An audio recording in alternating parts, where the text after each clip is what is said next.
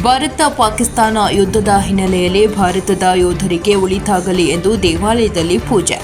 ಪಹಲ್ಗಾಮ್ ಹತ್ಯೆಗೆ ಪ್ರತೀಕಾರವಾಗಿ ಭಾರತದ ಸೈನಿಕರು ಪಾಕಿಸ್ತಾನದ ಮೇಲೆ ನಡೆಸಿದ್ದ ಸಿಂಧೂರ್ ದಾಳಿಗೆ ಭಾರತ ಯೋಧರಿಗೆ ಇನ್ನಷ್ಟು ಶಕ್ತಿ ತುಂಬಲಿ ಎಂದು ಶಕ್ತಿ ದೇವತೆ ಕತ್ತಿ ಮಾರಮ್ಮ ದೇವಾಲಯದಲ್ಲಿ ಭಾರತೀಯ ಜನತಾ ಪಾರ್ಟಿಯ ಕಾರ್ಯಕರ್ತ ಮುಖಂಡರು ಪೂಜೆ ಸಲ್ಲಿಸಿದರು.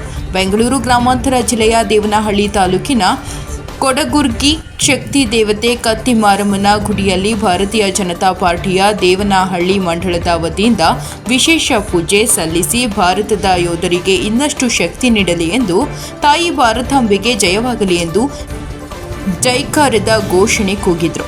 ಭಾರತದಲ್ಲಿ ಅಕ್ರಮವಾಗಿ ನೆಲೆಸಿರುವ ಪಾಕಿಸ್ತಾನ ಮತ್ತು ಬಾಂಗ್ಲಾದೇಶ ವಲಸಿಗರು ಕೂಡಲೇ ಭಾರತ ಬಿಟ್ಟು ತೊಲಗಲಿ ಎಂದರು.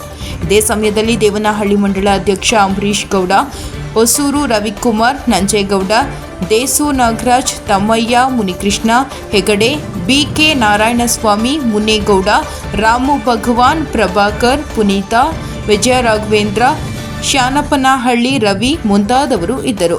ವರದಿ ಯಲಿಯೂರು ರಾಧಾಕೃಷ್ಣ.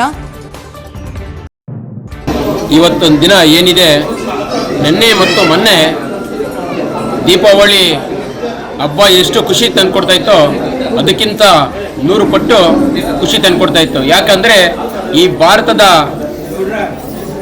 ಸಂಸ್ಕೃತಿ ಮತ್ತು ಜನಗಳನ್ನ ಕೆಣಕಿದ್ರೆ ಏನಾಗ್ತಿದೆ ಅಂತ ಇವತ್ತು ಉತ್ತರ ಕೊಟ್ಟಿರುವಂಥ ದಿನ. ಹಾಗಾಗಿ ನಮ್ಮ ಸೈನಿಕರು ಅದಕ್ಕೆಲ್ಲ ಕಾರಣ, ನಮ್ಮ ದೇಶದ ಪ್ರಧಾನಿಯವರು ಅದಕ್ಕೆಲ್ಲ ಕಾರಣ, ತಾವೆಲ್ಲರೂ ಒಗ್ಗೂಡಿಯೋದು ಇದಕ್ಕೊಂದು ಕಾರಣ.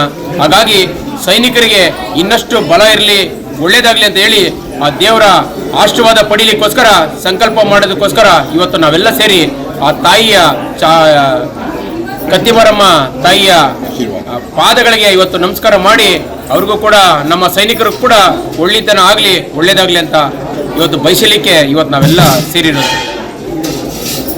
ರಾಜ್ಯಾದ್ಯಂತ ಇವತ್ತು ಹಬ್ಬದ ವಾತಾವರಣದಿಂದ ಎಲ್ಲ ಮಂಡಲದಲ್ಲಿ, ಎಲ್ಲ ಶಕ್ತಿ ಕೇಂದ್ರದಲ್ಲಿ, ಎಲ್ಲ ಒಂದು ದೇವಸ್ಥಾನದಲ್ಲಿ ಇವತ್ತು ದೇವರು ಅವ್ರಿಗೆಲ್ಲ ನಮ್ಮ ಭಾರತಕ್ಕಿಂತ ಶಕ್ತಿ ಕೊಡಲಿ, ಯಾರಿಗೂ ತೊಂದರೆ ಆಗಬಾರ್ದು.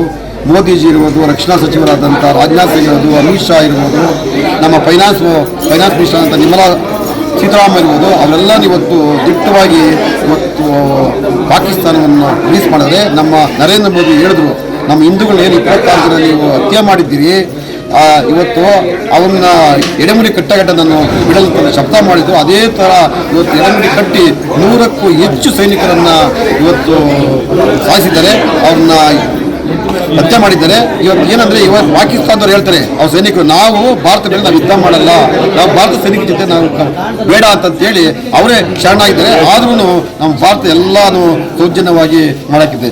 ಇವತ್ತು ಏನು ಇವರು ನಮ್ಮ ಮಂತ್ರಿಗಳಾದಂಥ ಜಮೀರ್ ಅಹಮದ್ ಅವರು ಈಗ ಎಲ್ಲಿದವ್ರ ಪ್ರೀತಿ, ನನಗೇನೇನ ಒಂದು ಮೋದಿಯವರು ಹೇಳ್ಬಿಟ್ರೆ ನಾನೇ ಓದ್ತೀನಿ, ನಾನೇ ಮೇಲೆ ಯುದ್ಧ ಮಾಡ್ತೀನಿ ಅನ್ನೋ ಉಡಾಪೆ ಮಾತು ಹೇಳ್ತಾರೆ. ಅವ್ರ ಮಾತು ಯಾರನ್ನು ನಂಬಲ್ಲ, ಅವ್ರು ಸುಮ್ಮನೆ ಇದ್ರೆ ಸಾಕು. ಬಟ್ ಅವ್ರ ಹತ್ರ ಎಲ್ಲ ಮಸೀದಿಲಿ ನಾವು ಪೂಜೆ ಮಾಡಬೇಕು, ಅದು ಮಾಡಬೇಕು, ಇದು ಮಾಡಬೇಕು ಅಂತ ಹೇಳ್ತಾರೆ. ಅವ್ರು ಯಾವ ಪೂಜೆ ಮಾಡೋದು ಬೇಡ, ಪುರಸ್ಕಾರ ಬೇಡ ಹೇಳಿ ಇವತ್ತು ಕರ್ನಾಟಕ ರಾಜ್ಯದಲ್ಲಿ ಬಾಂಗ್ಲಾದೇಶದವರು, ಪಾಕಿಸ್ತಾನದವರು ಅವ್ರು ದಯವಿಟ್ಟು ಭಾರತ ಬಿಟ್ಟು ಅವ್ರನ್ನ ಕಳಿಸಿದ್ರೆ ಸಾಕು, ಅಷ್ಟೇ ಅದನ್ನ ಮಾಡಿದಂಥ ಒಂದು ಸಹಾಯ ಅಂತ ಹೇಳ್ತಾ ಮಾಡೋ ಅವಕಾಶ ಮಾಡಿಕೊಟ್ಟು. ಜೈ ಹಿಂದ್, ಜೈ ಭಾರತ, ಜೈ